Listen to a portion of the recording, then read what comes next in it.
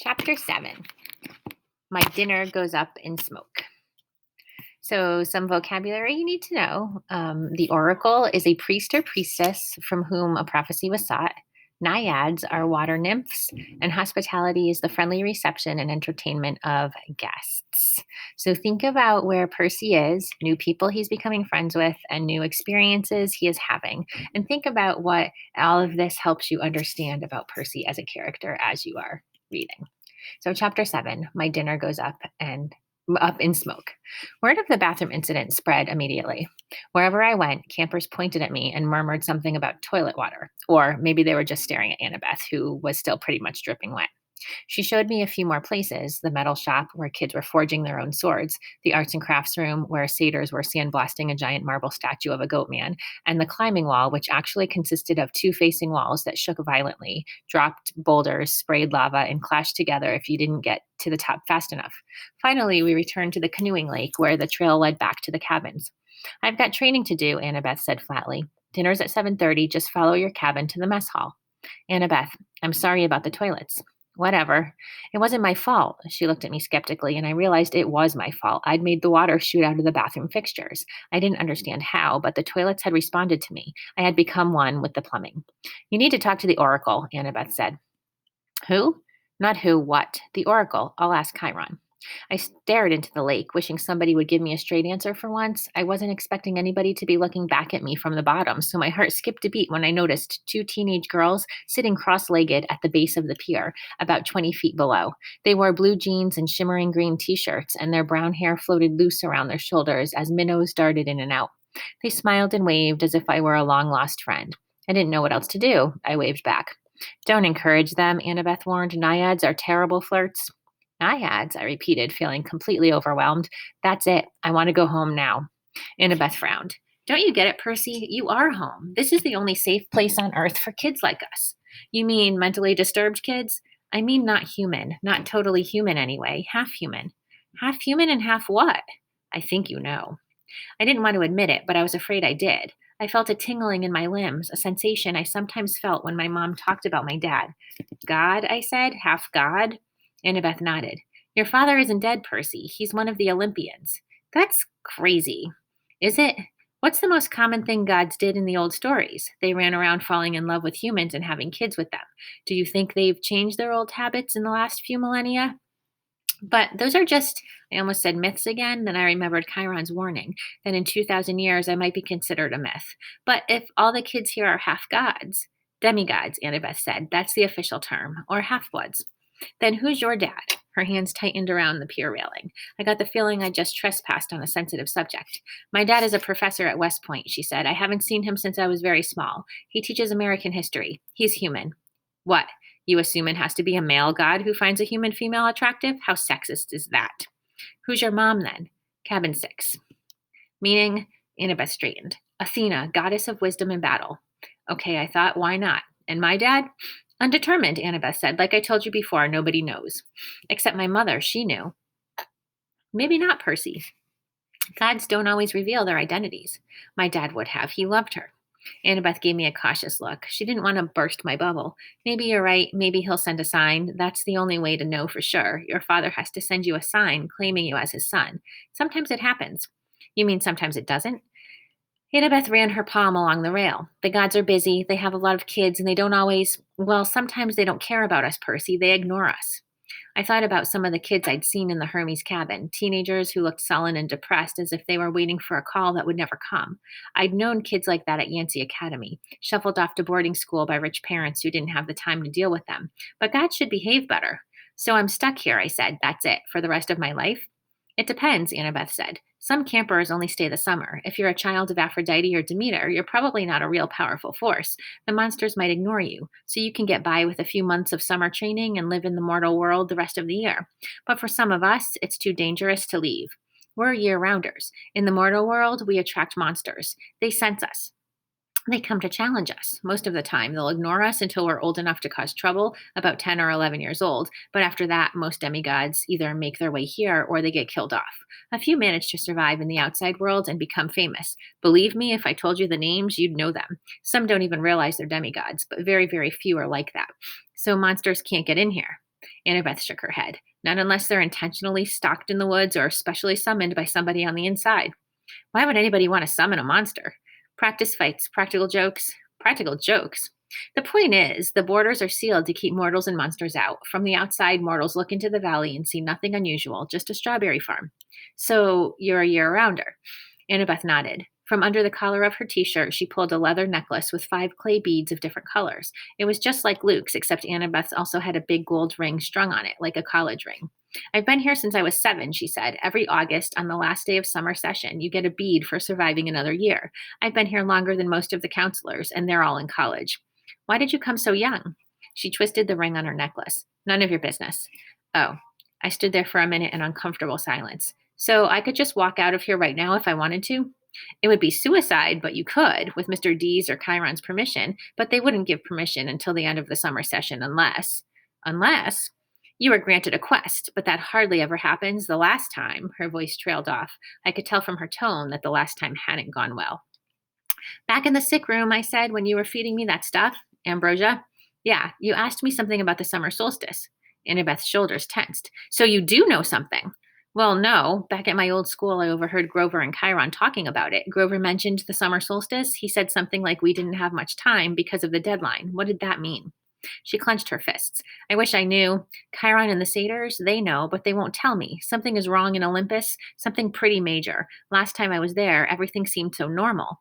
You've been to Olympus? Some of us year-rounders, Luke and Clarice and I and a few others, we took a field trip during winter solstice. That's when the gods have their big annual council. But how did you get there? The Long Island Railroad, of course. You get off at Penn Station, Empire State Building, special elevator to the 600th floor. She looked at me like she was sure I must know this already. You are a New Yorker, right? Oh, sure. As far as I knew, there were only 102 floors in the Empire State Building, but I decided not to point that out. Right after we visited, Annabeth continued, the weather got weird as if the gods had started fighting. A couple of times since, I've overheard satyrs talking. The best I can figure out is that something important was stolen, and if it isn't returned by summer solstice, there's going to be trouble. When you came, I was hoping, Athena can get along with just about anybody except for Ares, and of course, she's got the rivalry with Poseidon, but aside from that, I thought we could work together. I thought you might know something. I shook my head. I wished I could help her, but I felt too hungry and tired and mentally overloaded to ask any more questions. I've got to get a quest, Annabeth muttered to herself. I'm not too young. If they would just tell me the problem. I could smell barbecue smoke coming from somewhere nearby. Annabeth must have heard my stomach growl. She told me to go on. She'd catch me later. I left her on the pier, tracing her finger across the rail as if drawing a battle plan. Back at Cabin 11, everybody was talking and horsing around waiting for dinner. For the first time, I noticed that a lot of the campers had similar features: sharp noses, upturned eyebrows, mischievous smiles. They were the kind of kids that teachers would peg as troublemakers. Thankfully, nobody paid much attention to me as I walked over to my spot on the floor and plopped down with my Minotaur horn. The counselor, Luke, came over. He had the Hermes family resemblance too. It was marred by that scar on his right cheek, but his smile was intact. Found you a sleeping bag, he said, and here I stole you some toiletries from the camp store. I couldn't tell if he was kidding about the stealing part. I said thanks. No prob. Luke sat next to me, pushed his back against the wall. Tough first day? I don't belong here, I said. I don't even believe in gods. Yeah, he said, that's how we all started. Once you start believing in them, it doesn't get any easier. The bitterness in his voice surprised me because Luke seemed like a pretty easygoing guy. He looked like he could handle just about anything. So your dad is Hermes, I asked. He pulled a switchblade out of his back pocket, and for a second I thought he was going to gut me, but he just scraped the mud off the soles of his sandal. Yeah, Hermes. The wing-footed messenger guy? That's him. Messengers, medicine, travelers, merchants, thieves, anybody who uses the roads. That's why you're here, enjoying Cabin 11's hospitality. Hermes isn't picky about who he sponsors. I figured Luke didn't mean to call me a nobody. He just had a lot on his mind. You ever meet your dad? I asked. Once. I waited, thinking that if he wanted to tell me, he'd tell me. Apparently, he didn't. I wondered if the story had anything to do with how he got his scar. Luke looked up and managed a smile. Don't worry about it, Percy. The campers here, they're mostly good people. After all, we're extended family, right? And we take care of each other. He seemed to understand how lost I felt. And I was grateful for that, because an older guy like him, even if he was a counselor, should have steered clear of an uncool middle schooler like me. But Luke had welcomed me into the cabin. He'd even stolen me some toiletries, which was the nicest thing anybody had done for me all day. I decided to ask him my last big question, the one that had been bothering me all afternoon. Clarice from Aries was joking about me being big three material. Then Annabeth twice. She said I might be the one. She said I should talk to the oracle. What was that all about? Luke folded his knife. I hate prophecies. What do you mean? His face twitched around the scar. Let's just say I messed things up for everybody else. The last 2 years, ever since my trip to the Garden of the Hesperides went sour, Chiron hasn't allowed any more quests. Annabeth's been dying to get out into the world. She pestered Chiron so much, he finally told her he already knew her fate. He'd had a prophecy from the oracle. He wouldn't tell her the whole thing, but he said Annabeth wasn't destined to go on a quest yet. She had to wait until somebody special came to the camp. Somebody special? Don't worry about it, kid, Luke said. Annabeth wants to think every new camper who comes through here is the omen she's been waiting for. Now, come on, it's dinner time. The moment he said it, a horn blew in the distance. Somehow I knew it was a conch shell, even though I'd never heard one before. Luke yelled, 11, fall in. The whole cabin, about 20 of us, filed into the commons yard. We lined up in order of seniority, so of course I was dead last.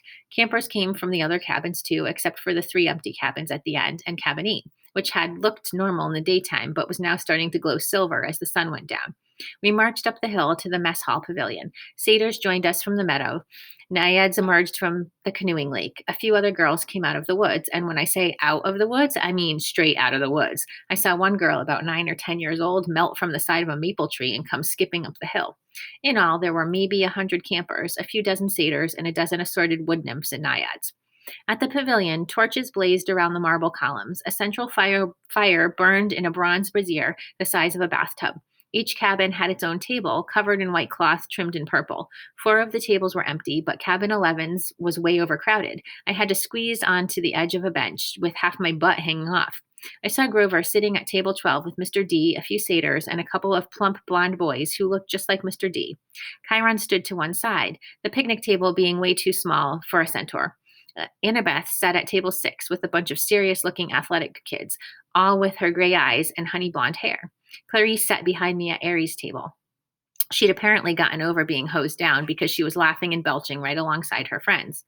Finally, Chiron pounded his hoof against the marble floor of the pavilion and everybody fell silent. He raised a glass. To the gods. Everybody else raised their glasses. To the gods.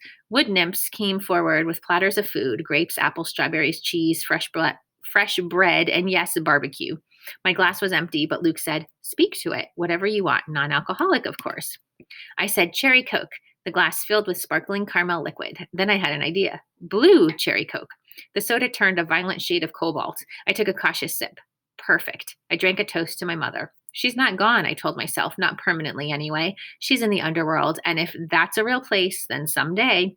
Here you go, Percy, Luke said, handing me a platter of smoked brisket. I loaded my plate and was about to take a big bite when I noted everybody getting up, carrying their plates toward the fire in the center of the pavilion.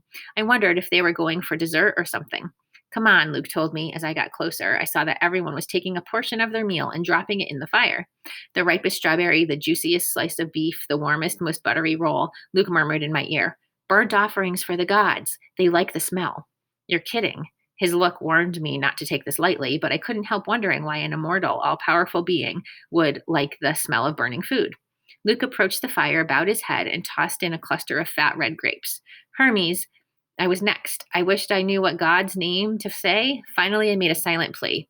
Whoever you are, tell me, please.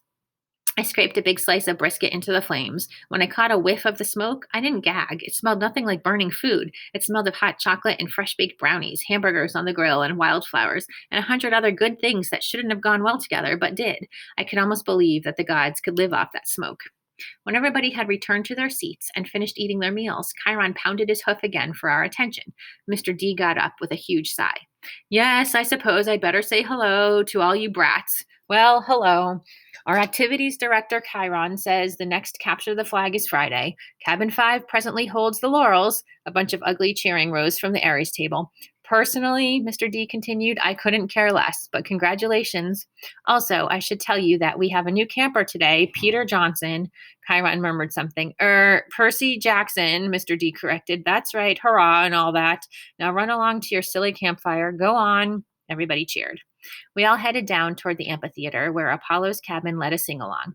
We sang camp songs about the gods and ate s'mores and joked around, and the funny thing was, I didn't feel that anyone was staring at me anymore. I felt that I was home.